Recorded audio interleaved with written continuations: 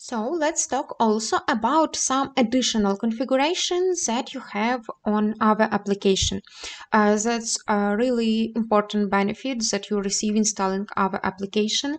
Let's open chat prompt configuration, and then you can set up your bot personality, something like this. You can choose some answer lengths. For example, haven't set up.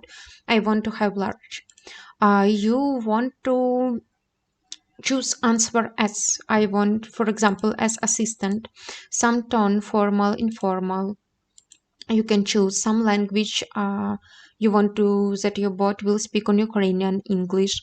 Let's be Ukrainian, and there you can also choose your own knowledge base that bot will use. About how to add new base, we will talk later. And there you can add some custom prompt, and when you receive some question from bot, you can write that I want that you act as support bot, act as something else. You can provide more information that this is bot from, for example, UBOS company, or some information like this. Let's set up our custom prompt. For example, we can use prompt something like this. We can save it, and let's test how our bot will answer after this configuration. I will test it on Telegram, for example. For example, I will ask the same question, and let's check how it's changed. And we get our response. And we see that definitely another. We see some emojis that I ask. We see that this message is longer. That's bot answer on Ukrainian language. Let's try to change it to Portugal and save.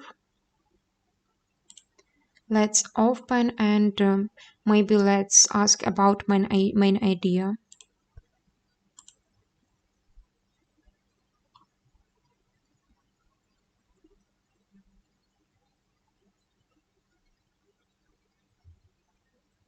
And we see our bot changed one more time. Let's try to use small message and maybe informal. Save this and ask something else about UBOS. And we see that just small message. It changed it. This functionality help you to make bot personality like you want.